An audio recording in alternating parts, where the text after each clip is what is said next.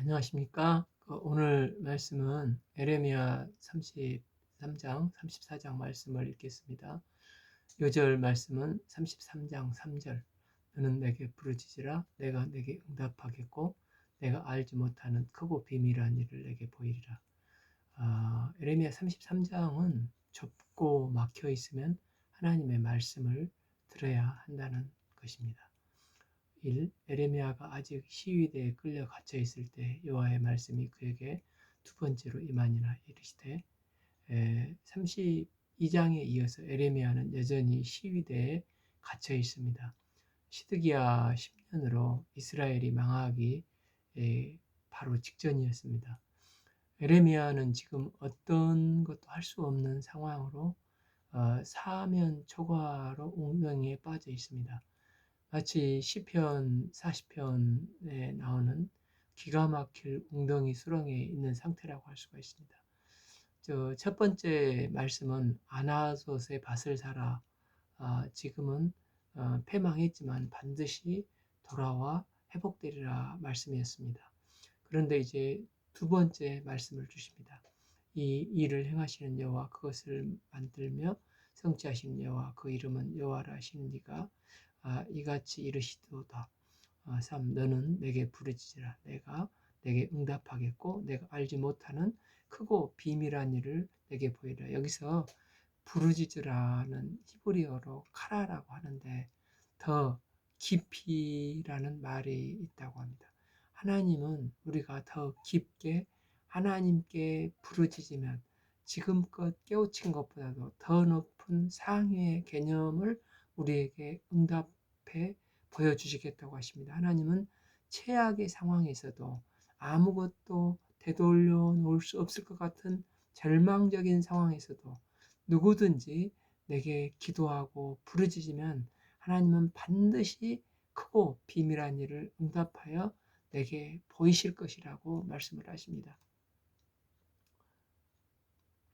자, 이스라엘의 하나님 여호와께서 말씀하시니라. 우리가 이 성읍의 가옥과 유다 왕궁을 헐어서 갈대아인의 참호와 칼을 대항하여 싸우려 하였으나 내가 나의 노여움과 분함으로 그들을 죽이고 그들의 시체로 이 성을 채우게 하였나니 이는 그들의 모든 악행으로 말미암아 나의 얼굴을 가리어 이 성읍을 돌아보지 아니하였습니다.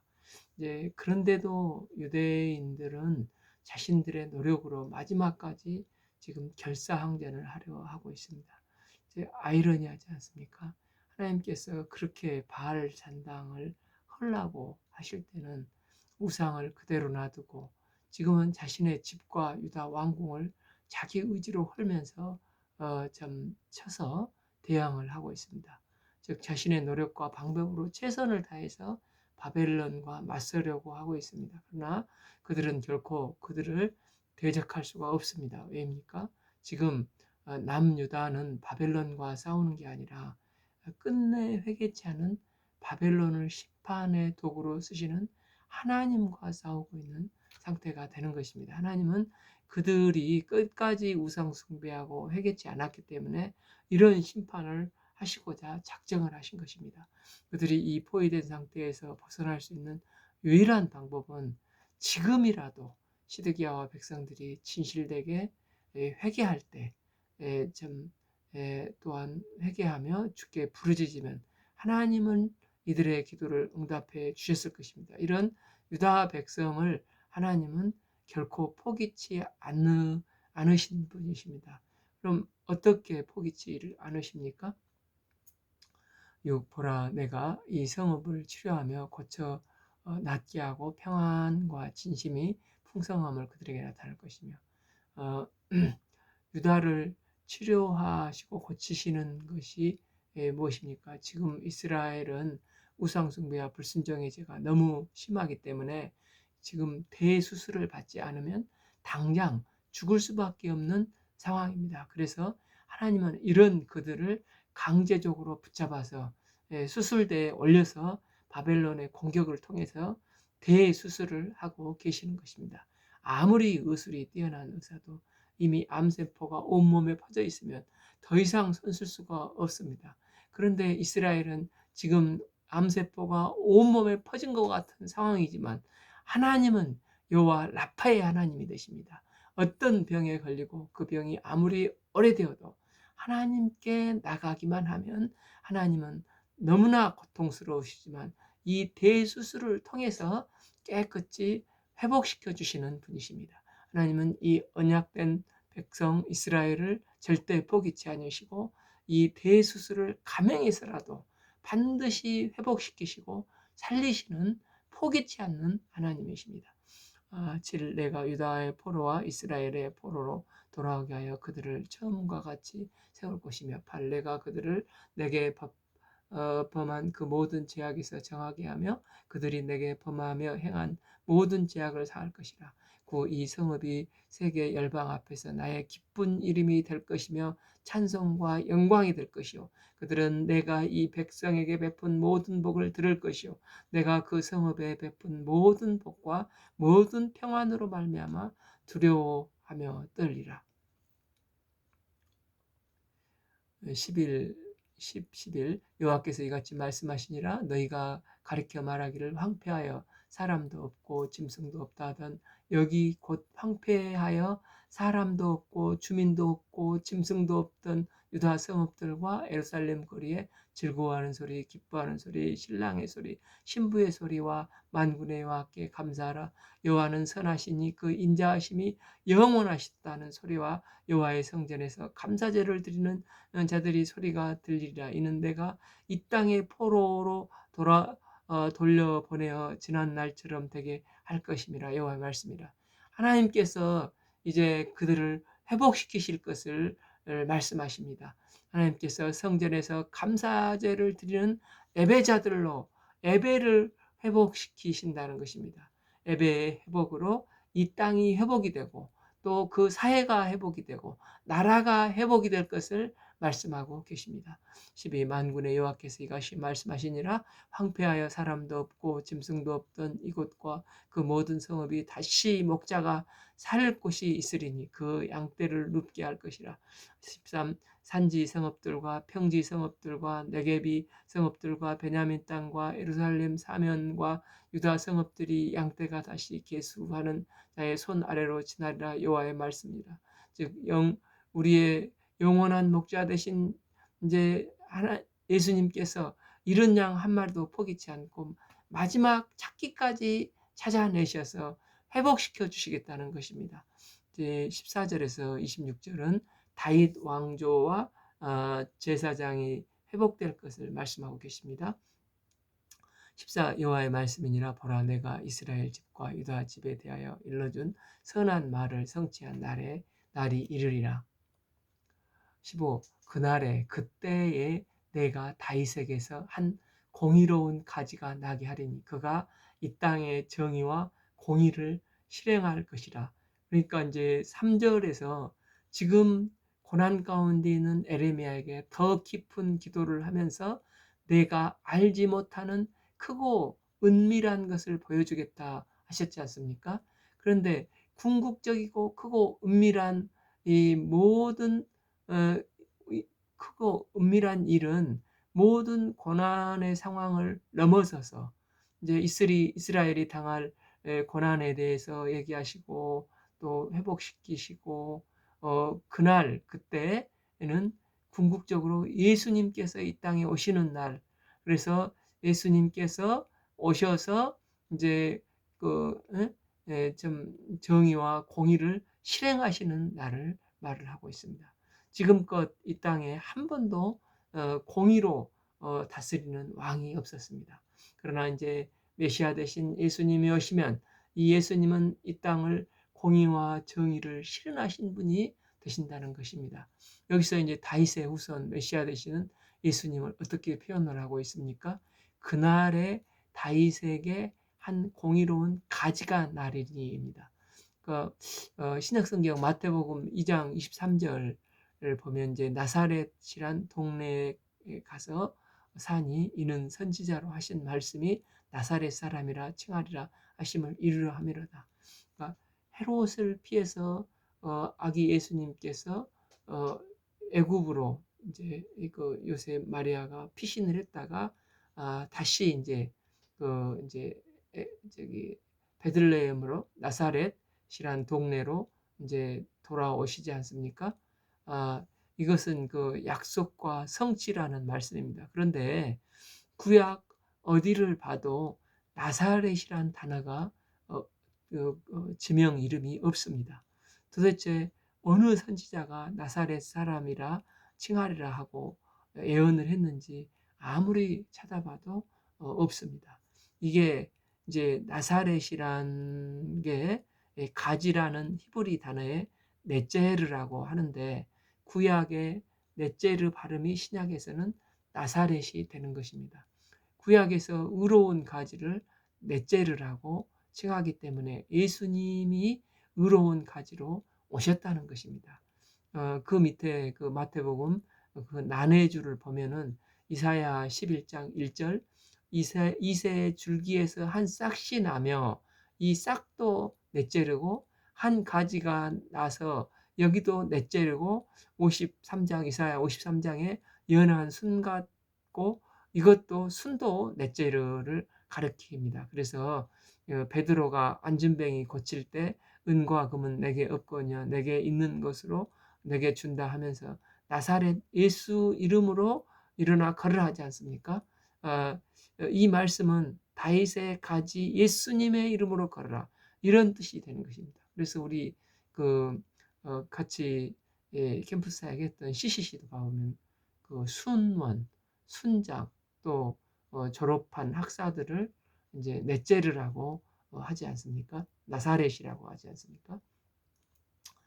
그래서 나사렛이란 사람이라 칭함을 받으리라는 이사야도 에레미야 23장 5절 지금 33장 15절 다윗의 공의로운 가지 계속 넷째를 강조하며 예언한 것과 마찬가지로 다윗의 공의로운 가지로 오실 것이라고 예언을 했는데 그분이 바로 예수님이라는 뜻이 되는 것입니다. 16. 그날에 유다가 구원을 받겠고 예루살렘이 안전히 살 것이며 이 성은 여호와는 우리의 의라는 이름을 얻으리라. 그날에 유다와 이스라엘이 복을 받아 예수님으로 말미암아 구원을 얻을 것이라는 것입니다. 예수님은 우리에게 하나님의 의를 전해 주시기 위해서 이 땅에 오셨습니다. 예수님께서 십자가에 못 박혀 죽으심으로 우리의 죄를 담당하시고 예수님 안에 있던 완전하신 의가 우리에게 우리에게 전해져서 이제 거룩하신 하나님의 의가 예수님의 피공로로 우리도 의롭게 되어서 관계가 회복이 된 것입니다. 그래서 어제 봤던 로마서 25장 26절 3장 25절 26절 이 예수를 하나님이 그의 피로 믿음으로 말미암아 한목제물로 세우셨으니 이는 하나님께서 길이 참으시는 중에 전에 지은 죄를 간과하심으로 자기의 의로우심을 나타내게 하려 하심이니라. 26. 곧 이때에 자기의 의로우심을 나타내사 자기도 의로우시며 또한 예수 믿는 자를 의롭다 하려 하심이라.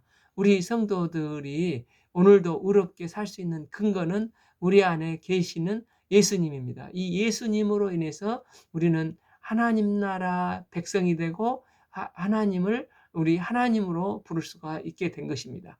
17절 여호와께서 이와 같이 말씀하시니라 이스라엘 집의 왕에 앉을 다윗이 다윗에게 영원한 끊이지 아니할 것이며 이 다윗 왕조가 영원할 것이라고 말씀하시는 것은 그날 그때 다윗의 혈통으로 이 땅에 오실 메시아 되신 예수님을 통해서 이 일이 성취되는 것입니다. 18. 내 앞에서 번제를 드리며 소제를 사르며 다른 제사를 향한 드릴 레위 사람 제사장들도 끊이지 아니하리라 하시니라. 다윗의 혈통이 영원히 끊이지 않을 것입니다. 즉 이스라엘 왕위에 있는 사람들이 앉을 사람이 영원히 앉을 사람이 끊이지 않을 것이라는 것입니다. 이것은 예수님을 가르친다. 이것이 예수님을 가르친다면 항상 하나님을 섬기는 그 제사 예배를 드릴 사람들이 끊이지 않는데 바로 그 사람들이 저희들이 되는 것입니다. 19 여호와의 말씀이 에레미야에게 임하여 이르시되 20 여호와께서 이같이 말씀하시니라 너희가 능히 낮에 대한 나의 언약과 밤에 대한 나의 언약을 깨뜨려 주야로 때를 잃게 할 수 있을진데 21 내 종 다윗에게 세운 나의 언약도 깨뜨려 그에게 그 자리에 앉아 다스릴 아들이 없게 할 수 있겠으며 내가 나를 섬기는 레위인 제사장에게 세운 언약도 피할 수 있으리라. 22 하늘의 만상은 세울 수 없으며 바다의 모래는 측량할 수 없나니 내가 그와 같이 내 종 다윗의 자손과 나를 섬기는 레위인을 번성하게 하리라 하시니라.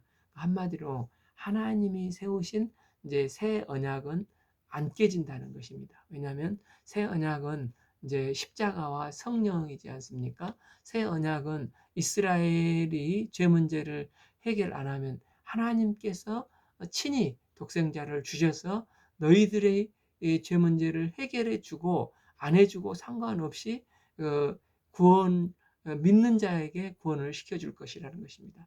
그 다음에 이스라엘이 길을 몰고 헤매게 되면 보혜사 성령을 보내주셔서 생각나게 하시고 가르쳐 주시고 안전하게 고아처럼 내버려 두지 않고 인도하시고 보호해 주실 것이라는 것입니다. 이건 일방적인 언약이기 때문에 반드시 이루어지는 새 언약이 된다는 것으로 언약의 확실성을 계속해서 말씀하고 계시는 것입니다. 22절 하반부를 보면 하나님을 섬기는 다윗의 자손들과 하나님을 섬기는 레위인을 번성케 해줄 것이다. 이들은 하나님을 믿는 주의 자녀들, 우리들을 가리키고 있습니다. 23 여호와의 말씀이 에레미야에게 임하니라 이르시되 24 이 백성이 말하기를 여호와께서 자기가 택하신 그들 중에서 두 가게를 버리셨다 한 것은 내가 생각하지 아니하느냐. 그들이 내 백성을 멸시하여 자기들 앞에 나라로 인정하지 아니하도다. 25 여호와께서 이같이 말씀하시니라 내가 주야와 맺은 언약이 없다든지 천지의 법칙을 내가 정하지 아니하였다 하시면서 2절과 이제 연관시켜서 하나님은 성취하시는 하나님, 반드시 이루시는 하나님이심을 강조하여 말씀하고 있습니다.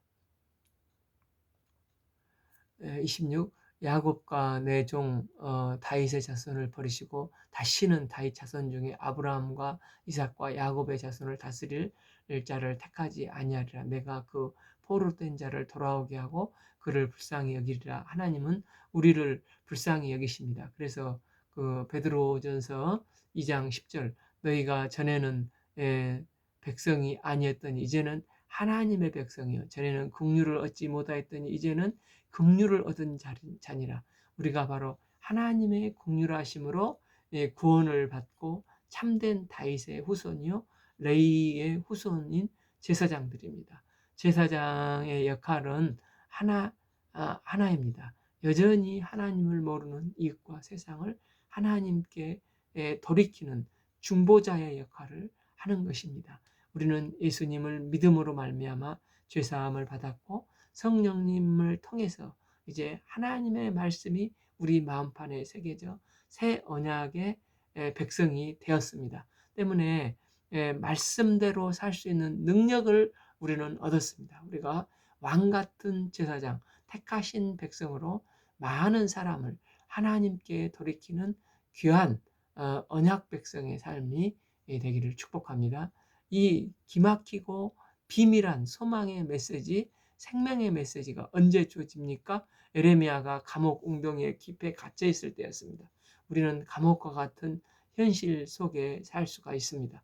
우리는 현실이 에레미야처럼 막혀 있을 수가 있습니다. 관계도 막혀 있고 물질도 또한 자녀 문제도 도저히 앞이 안 보일 수가 있습니다.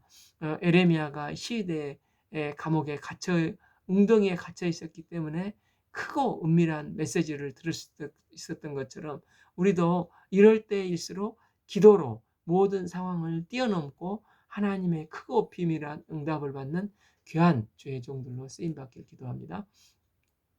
이제 24장은 유다가 망하기 직전인데 안 망한다 이제 정신 승리를 하고 있습니다.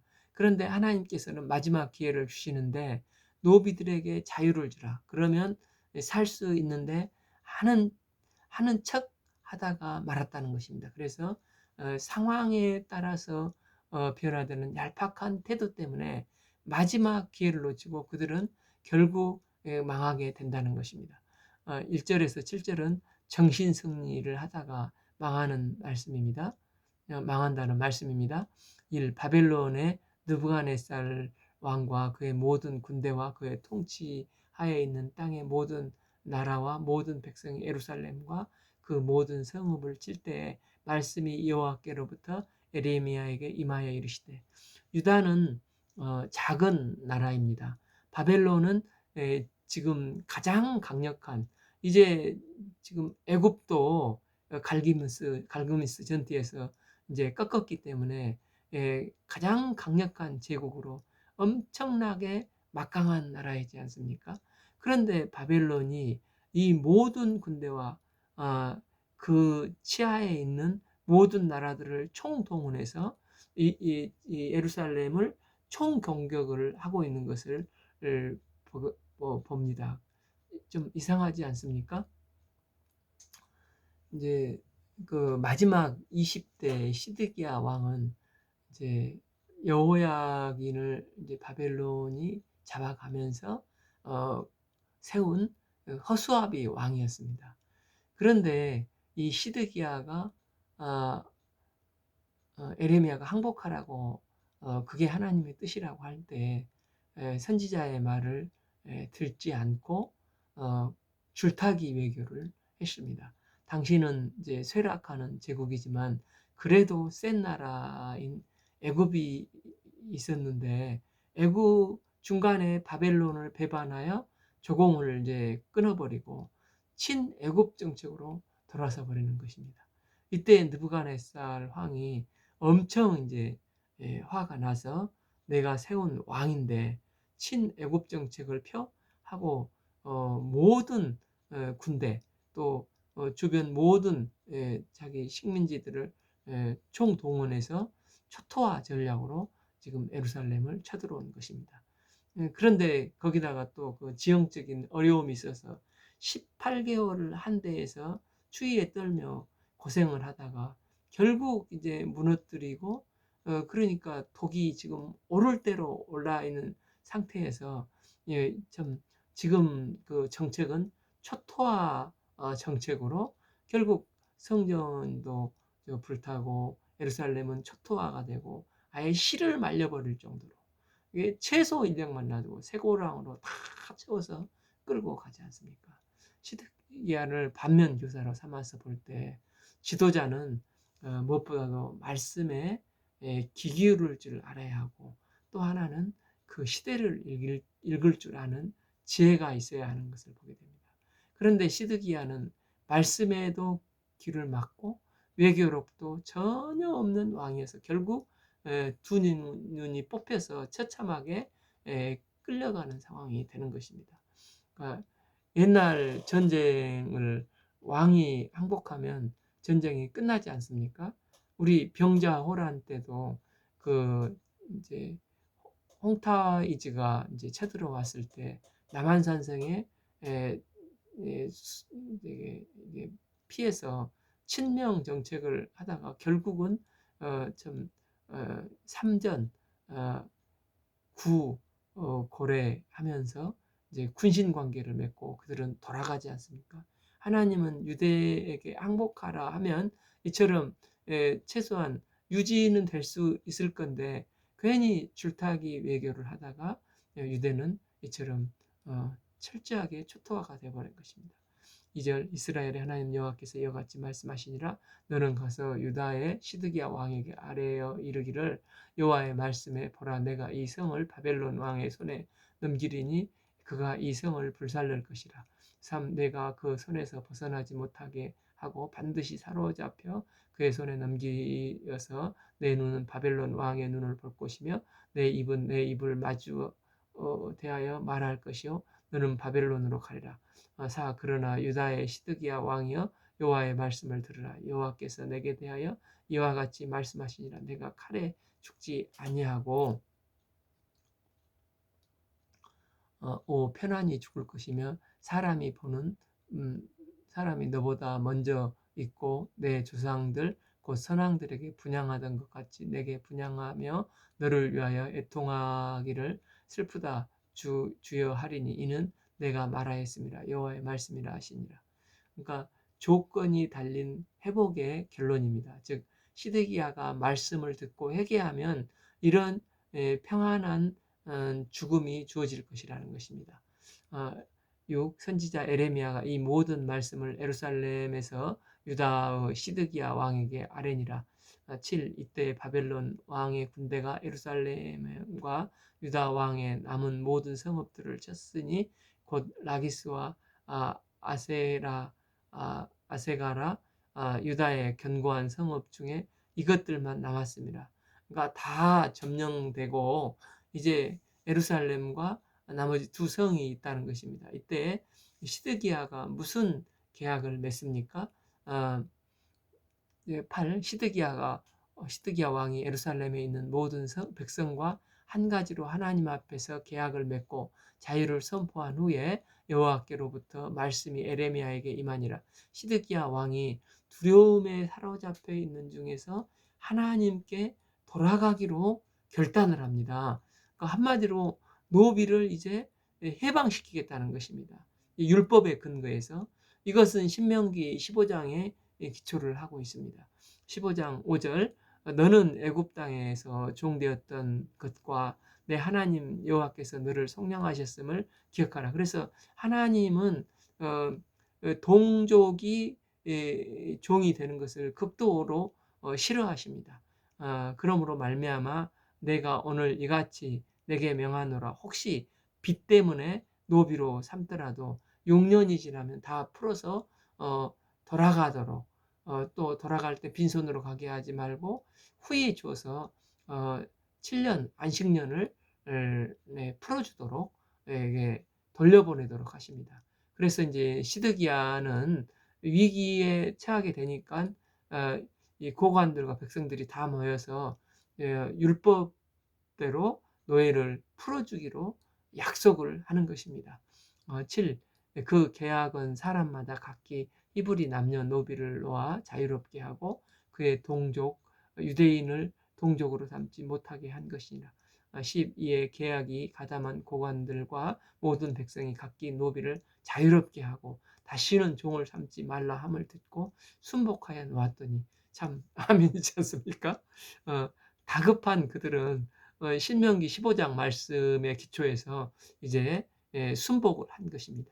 실제 시드기야의 마음은 정치적인 생각이 깔려져 있습니다. 바벨론에 포로된 상황에서 노예 해방을 선포한 까닭은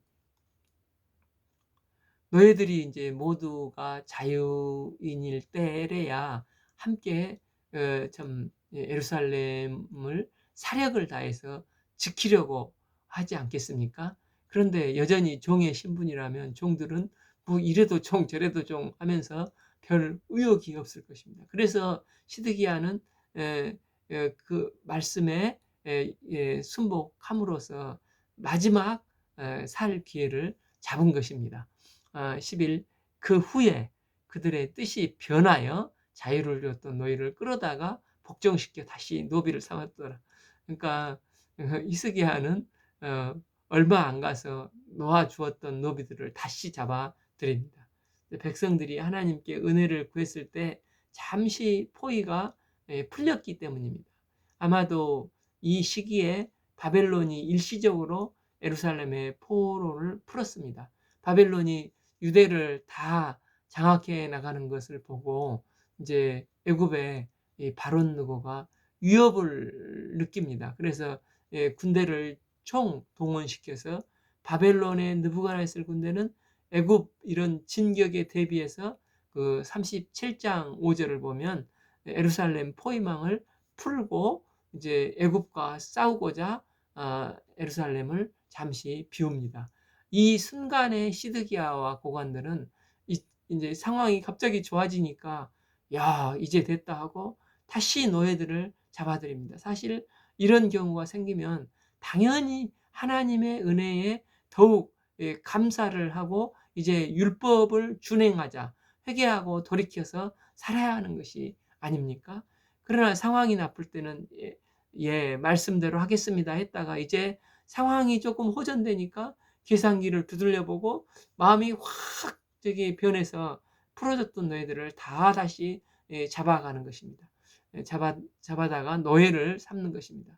하나님과 약속을 파기시킴으로 참으로 천박하고 하나님을 만홀히 여기는 자들이었습니다. 10일 후에 그들의 뜻이 변하여 자유를 주었던 노비를 끌어다가 복종시켜 다시 노비를 삼았더라. 그래서 이런 자들을 어떻게 놔두겠냐는 것입니다. 마지막 기회를 줬는데 그들은 말씀 따라 산 게 아니라 상황 따라 살다가 상황이 좋아지니까 다시 노비를 잡아들이고 지금 유대는 망하려고 진노를 쌓고 있는 것입니다. 12 그러므로 여호와의 말씀이 여호와께로부터 에레미야에게 임하니라 이르시되 13 이스라엘 하나님 여호와께서 이와 같이 말씀하시니라 내가 너희 선조를 애굽 땅 종의 집에서 인도하여 낼 때 그들과 언약을 맺음에 이르기를 14 너희 형제 히브리 사람이 내게 팔려 왔거든 너희는 7년 되는 해에 그를 놓아줄 것이니라 그가 6년 동안 너를 섬겼은즉 그를 너와 자유롭게 할지니라 너희 선조가 내게 순종하지 아니하여 귀를 기울이지도 아니하였느니라.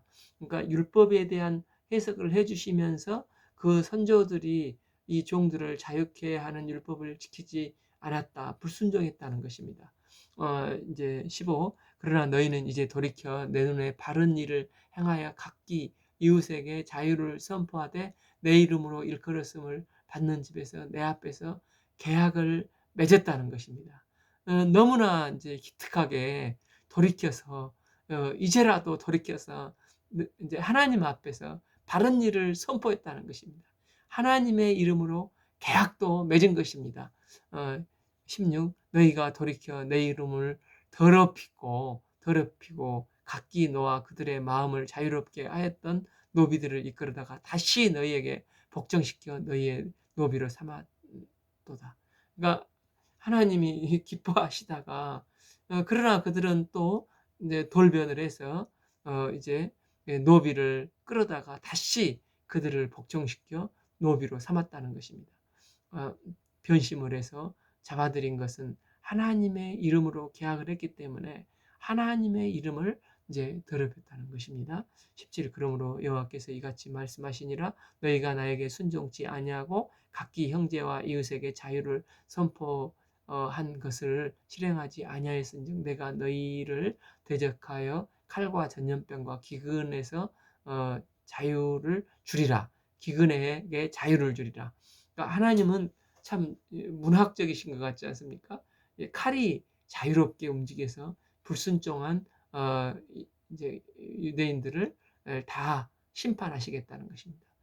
전염병의 자유를 얻어서 불순종한 그들이 다 전염병으로 죽게 하겠다는 것입니다. 기근에게 자유를 주셔서 이제 그들이 다 굶어 죽게 될 것이라는 것입니다. 그리고 내가 너희를 세계 여러 나라 가운데 다 흩어지게 할 것이라는 것입니다. 우리가 해야 할 것이 무엇입니까? 하나님은 예수님의 십자가를 통해서 우리에게 자유를 주셨습니다. 때문에 우리가 돈에 묶이지 말고 또 인기에 묶이지 말고 명예에 묶이지 말고 자존심에 묶이지 말고 풀려나 진리 앞에 자유로운 삶을 살아야 하는 것입니다. 주님은 진리 안에서 우리에게 자유를 주셨습니다. 때문에 우리가 하나님 안에서 우리가 해야 할 일은 묶여있는 자들에게 또한 복음을 증거해서 죄에 매여있는 그들에게 자유를 선포해야 하는 것입니다.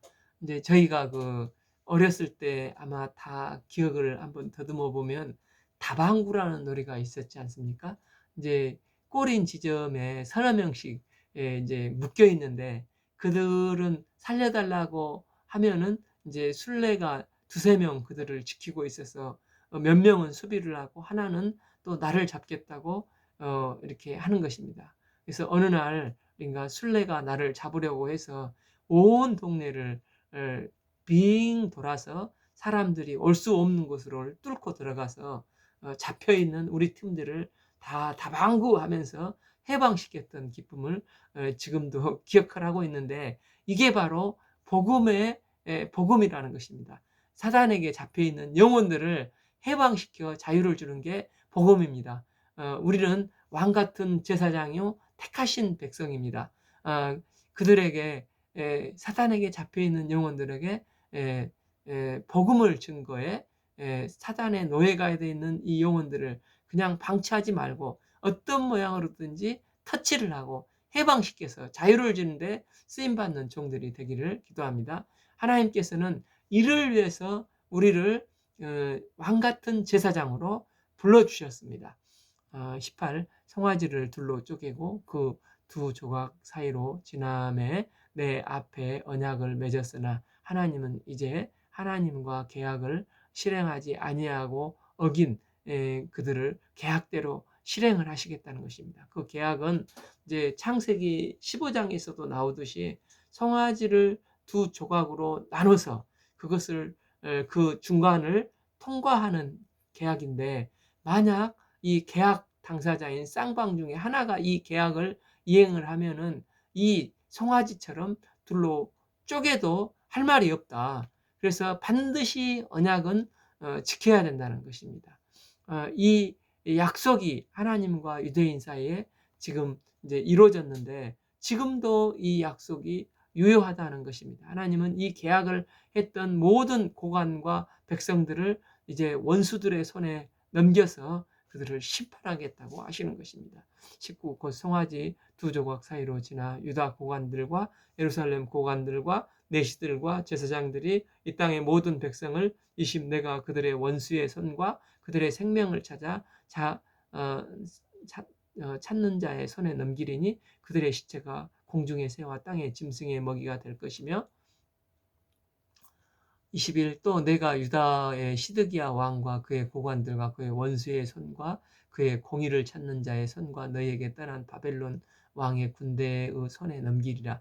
22. 여호와의 말씀이니라. 보라, 내가 그들에게 명령하여 이 성읍에 다시 오게 하리니 그들이 이 성을 쳐서 빼앗아 불사를 것이니라. 내가 유다의 성읍들을 주민이 없어 처참한 황무지가 되게 하리라. 그러니까 하나님은 사랑의 하나님이시지만 끝까지 회개치 않고 하나님을 만홀히 여기는 자에게는, 그래서 죄가 목에까지 찰 때는 하나님은 공의를 베푸시는 공의의 하나님이시라는 것입니다. 오늘 말씀은 에레미야 33장 34장 말씀을 읽겠습니다. 감사합니다.